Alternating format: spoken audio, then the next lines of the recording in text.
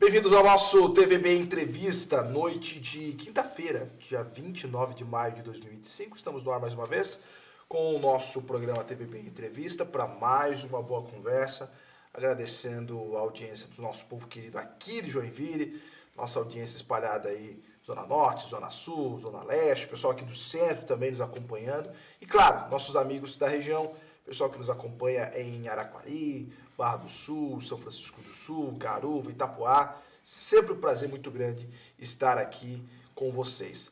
O programa de hoje vai falar sobre saúde mental. Nós vamos compartilhar aqui muitas histórias e vamos receber hoje um pessoal muito bacana para falarmos sobre o Instituto Ímpar. Instituto muito importante que tem construído uma história muito bonita aqui na nossa cidade de Joinville. Para bater um papo comigo, Natiele e Patrícia. Sejam bem-vindas aqui ao nosso TVB Entrevista. Obrigada. Boa Prazer. noite. Muito bom estar aqui, obrigada. Camisa bonita de vocês, né? A gente está uniformizado, né? A gente não combinou. Bom, esse assunto é um assunto muito importante e ele é um assunto muito atual, né? Eu estava conversando com a Bianca hoje, a Bianca é a nossa produtora, e ela está me passando um monte de informações. Eu já percebi que ela se apaixonou pelo assunto, assim como nossos telespectadores que estão nos assistindo vão se apaixonar também, né? Como é que nasce a história, primeiro, do Instituto Ímpar? Como é que começa todo o trabalho de vocês aqui em Joinville? Eu perguntei antes da gente entrar no ar, não são joinvilenses natural de Joinville, mas né, adotaram Joinville, assim como muitos já fizeram. A Natiele é do Paraná. Do Paraná. E a Patrícia é de São Paulo. Uhum. Como é que começa, pra gente começar, como é que começa a história de vocês com Joinville? Então, a gente, enquanto Instituto Ímpar, né? O Ímpar é um instituto que nasceu aqui na cidade, mas foi construído por muitas pessoas, né? Sim. Então, o Ímpar, ele é uma associação sem fins lucrativos, uma reunião de amigos, artistas que queriam um lugar para sonhar. Certo. Esses artistas não só joinvilenses, né? Mas de outros lugares também. Uhum. Então, a gente se encontrou dentro dessa associação para construir os nossos sonhos enquanto artistas, né? Para ter um CNPJ onde a gente pudesse construir os nossos projetos e tudo mais. Uhum. E assim, surgiu o Ímpar já há 14 anos, já somos adolescentes na cidade. Legal. Quase debutando. Quase debutando. Quase. O ano que vem. E assim, o Ímpar, ele, né, tem vários braços, vários caminhos, mas hoje, assim, quem é a porta de entrada do Ímpar é o Programa de Formação Cultural Arte para Todos, certo. Que trabalha, né, com pessoas com deficiência neurodiversas e também com transtorno mental. Então, aí a gente está falando de saúde, mas principalmente de saúde mental, né? Uma coisa incrível, né? A Natiele de Toledo, Como é que tu conheceu o Joinville? A minha família veio pra cá, porque eu tenho um tio que mora aqui até hoje, né? Irmãos do meu pai. E, vamos sair de Toledo, vamos pra Joinville pra, né, tentar uma outra coisa da vida. E, enfim, paramos aqui já há quase 30 anos. E a Patrícia de São Paulo. De São Paulo. Como é que tu veio parar em Joinville? Então, também foi por questões familiares. Também foi por conta de um tio. O meu tio veio trabalhar aqui na época, faz 17 anos isso, então ele veio trabalhar aqui em Joinville. Acho que um ano depois ele trouxe a minha avó, porque ele morava com a minha avó, enfim. E aí o meu pai estava para se aposentar e meus pais já estavam pensando em sair da capital, mas estavam pensando em ir para o interior do estado, enfim, né, de São Paulo. E aí a gente veio passar as férias em Joinville, viemos passar umas férias, e daí meu tio era, né, já é falecido hoje, mas ele era assim um batedor de canela. Então aí a gente veio e fomos para Florianópolis e fomos para Balneário Camboriú e visitamos tudo quanto é canto do estado e a gente falou, que lugar maravilhoso.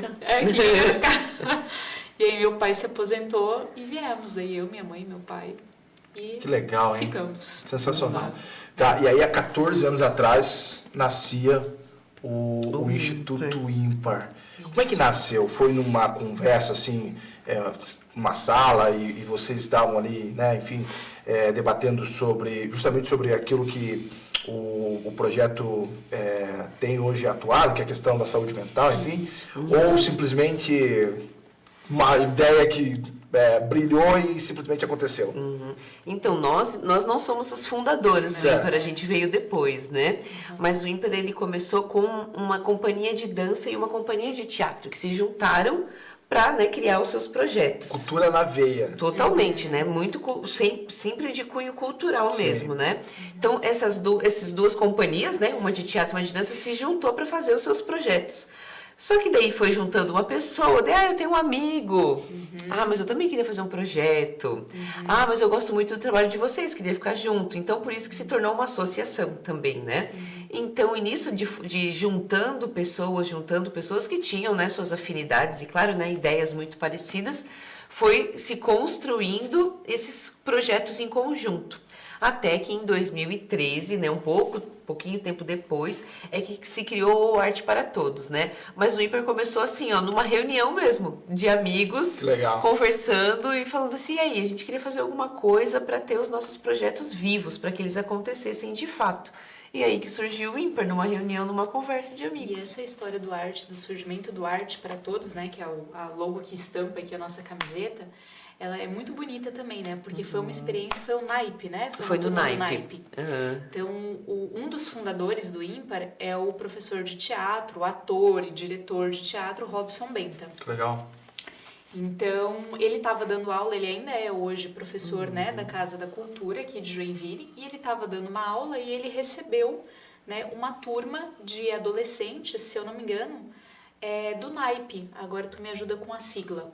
O NAIP é um serviço especializado de saúde aqui de Joinville. É o Núcleo de Atenção Especial, Núcleo de Atenção ao Paciente Especial, que é um serviço da Secretaria da Saúde, né, que atende hoje pessoas com transtorno do espectro autista e pessoas com deficiência intelectual.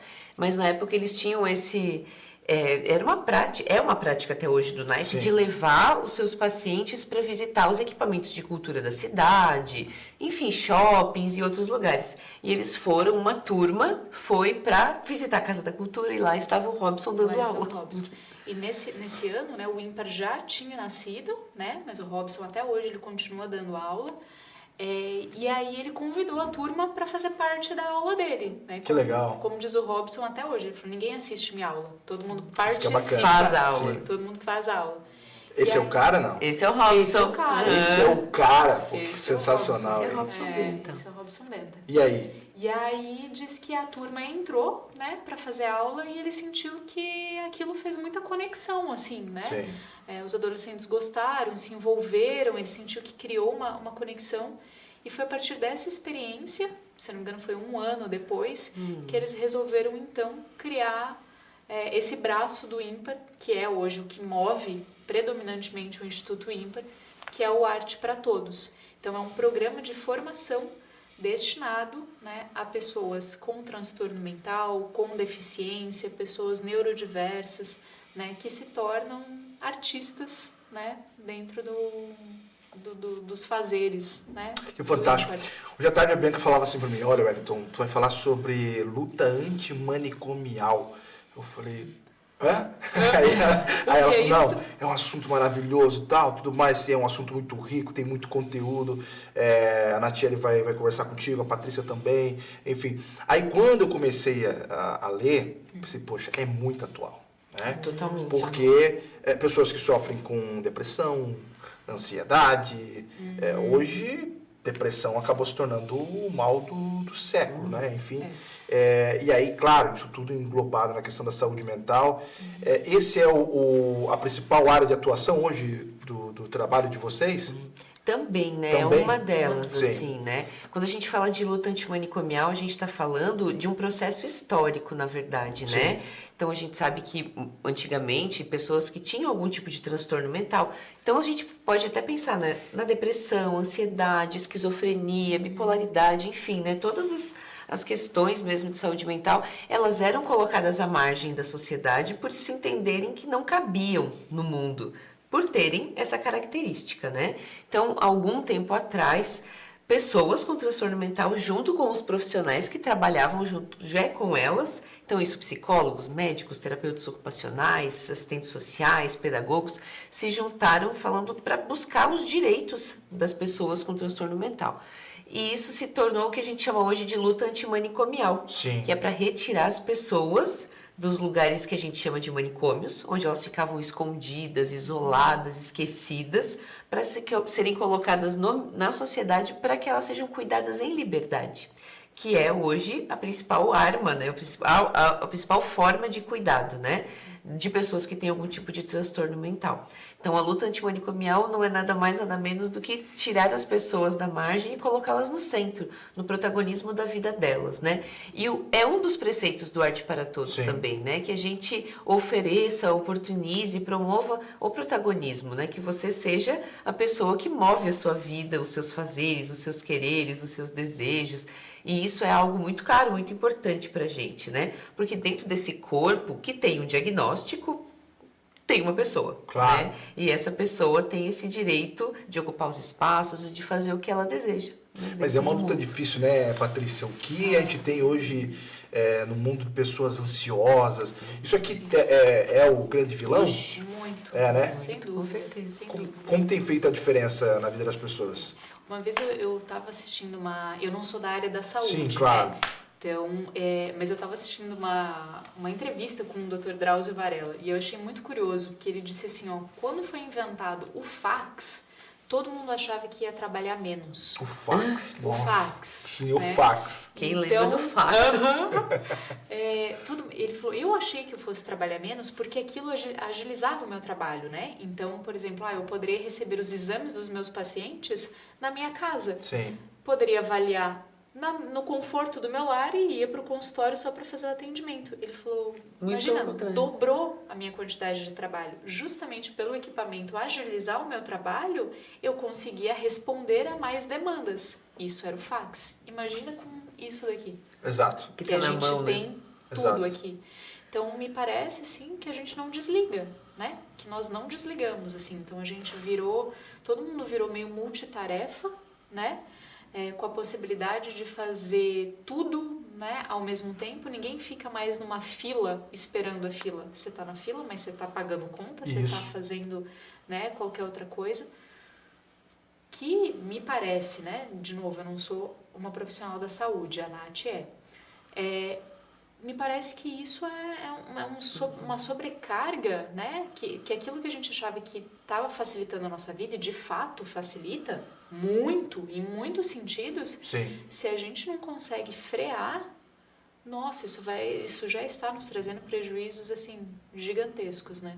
Tirando a própria, enfim, o próprio convívio com as redes sociais, né? Aquilo que a gente vê das outras pessoas, né? Essa A questão de ficar se comparando. comparação. Mas é incrível como nós fomos, não sei se vocês têm a mesma percepção, mas como nós fomos sendo empurrados para esse lugar, Totalmente. né? Aham. Porque antes, eu vou falar aqui o meu WhatsApp. O WhatsApp, eu não tenho visto por último e também não tenho os dois skins azul. As lá, notificações, né? Então, assim, eu mandei uma mensagem para a pessoa, se a pessoa quiser me responder, tudo bem, me responda. Se não quiser responder, né?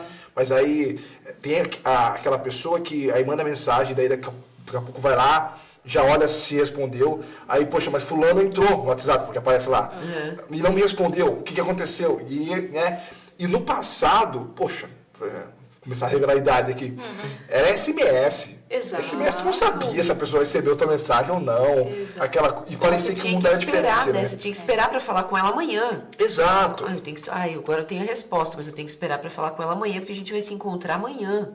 Lembra como era bem nostálgico, Orkut? Que aí, porque você não tinha, o WhatsApp, então para você mandar a mensagem, a pessoa recebia na hora. E aí, se você queria mandar uma mensagem particular, então você mandava um depoimento no Orkut, que aí só a pessoa ia ver, mas ela ainda corria o risco de ela aceitar. Ia aparecer para todo mundo. Então você falava, não aceita. Você falava, não aceita. Mas era uma coisa diferente, né? Eu acho que Psicologicamente as pessoas estavam melhores. A gente está perdendo, acho que, a capacidade de esperar. Exato. Não é? Nossa, às vezes eu mesmo reparo muito isso em mim, assim. Isso de, quer ver assim, conectar um site. Se o site não entra automaticamente, você já está abrindo outra aba no computador. Antes era internet de escada. Eu sou da época da internet de escada, né? E aí eu olho, às vezes, no relógio e digo, gente, mas não passou um minuto, eu não fui capaz de esperar. E não se espera, né? Assim, é essa lógica que a gente está envolvido, não é culpa da Natiele, da Patrícia e do Elton. É como, né, a sociedade tem se movimentado. E é completamente prejudicial. A gente ficou viciado em resolver função, né? Exato. E daí a gente A abre gente lá é o apertador de celular botão, né? e vê ali 512 notificações. Eu tenho que dar resolutividade para essas 512 coisas, mas ninguém consegue Como se dar fosse conta. obrigado a isso. Como uma Exato. obrigação. É. E daí isso, claro, né? Tem uma sobrecarga que ela é emocional nesse lugar e ela também tem uma coisa de deixar a nossa rotina atribulada. Então a gente não para tomar o café, porque a gente toma o café e Na frente do computador. Exato. vai resolvendo função. A gente vai almoçando, mas vai respondendo um e-mail. Então, a gente nunca está fazendo uma coisa só. A gente está sempre acumulando funções, e isso é exaustivo mentalmente, fisicamente. Né? É um desafio muito grande, né? Qual que é a realidade que a gente tem hoje na questão da luta antimanicomial em Joinville? Qual que é a nossa realidade hoje em Joinville? Hoje a gente tem, né, uma rede de saúde mental bastante fortalecida, Certo. assim, né? A gente tem alguns dispositivos que cuidam de pessoas que têm algum tipo de transtorno mental, tanto crianças, adolescentes e adultos, mas a gente tem, assim, uma capacidade cada vez menor de atender tanta demanda, porque de fato, sim, como você mesmo falou, né, a gente percebe que isso está aumentando e também existe uma procura por tentar se compreender, se entender, Sim. né? E isso é positivo também, né? De entender que hoje saúde mental é algo muito importante. A gente não cuida mais só do nosso corpo, da parte física, de uma boa alimentação, enfim, né? De ter um cuidado de atividade física, mas a gente também entende que, nossa, eu preciso cuidar dos meus pensamentos, eu preciso fazer terapia, né? Eu preciso cuidar de Entender as mim, emoções. entender as minhas emoções, nomeá-las, preciso entender como é que eu me comunico melhor com o meu filho, com o meu companheiro, com a minha companheira. Então, existe também uma preocupação em cuidar da saúde mental e isso é positivo, né? Só que a gente, sim, hoje, e também o progresso vai trazendo isso pra gente, né? Claro. Quanto mais coisas vão acontecendo, mais também a gente vai adoecendo. E, de fato, as doenças mentais, elas têm uma crescente nos últimos anos, principalmente assim, do início dos anos 2000 para cá, é galopante, o aumento de doenças mentais. Complicado, né? E aí a amiga de vocês, Patrícia, é a arte. A arte é quem vai ajudar vocês nesse... Porque, querendo ou não, né, é uma luta muito travada, uma luta difícil. E a arte é uma força muito grande, né? É uma aliada, sem dúvidas, assim, né? É claro que a gente sempre diz, né? A pessoa, ela nunca vai deixar... Então, a pessoa tem um determinado Olha que imagem diagnóstico. bonita. Essa foi da nossa tarde cultural. Da sexta-feira passada, foi uma das apresentações. Mas esse não é do nosso grupo. Esse é um dos nossos grupos, Sim. é o grupo de teatro Louco é Pouco. Como? Louco é Pouco. Que legal. Maravilhoso, né? Sensacional. Ele é formado por pessoas que têm transtorno mental, que são do SOS, né? Que é os Serviços Organizados de Inclusão Social aqui da cidade. Tipo, a gente Mas todo pode ser falar humano tem um mais. pouco de loucura dentro de si. Então, Todos aí nós. a gente Bom. pode começar a perguntar, Só o tem que que é loucura? dosar, né? Loucura. O que é a loucura, né? Exatamente isso, porque todo mundo tem questões, sem sombra de dúvidas, né? E também o Louco é Pouco, ele vem também para isso, né? Sim. O grupo de teatro, para colocar a loucura no seu lugar, né? Que é o lugar de característica, de existência, de ser você no mundo. E esse espetáculo é muito bonito, se chama O Que Você Sabe Sobre Mim. Fantástico, hein? Meu querido J2, volta pra cá. Eu tenho que fazer intervalo, né, Master? Você pode participar e interagir com a gente, 3451-9400. Nosso assunto hoje é saúde mental. Nós estamos recebendo aqui a Natiele e a Patrícia do Instituto Ímpar para bater um papo com a gente justamente sobre esse assunto tão importante. Intervalinho rápido, voltamos já já.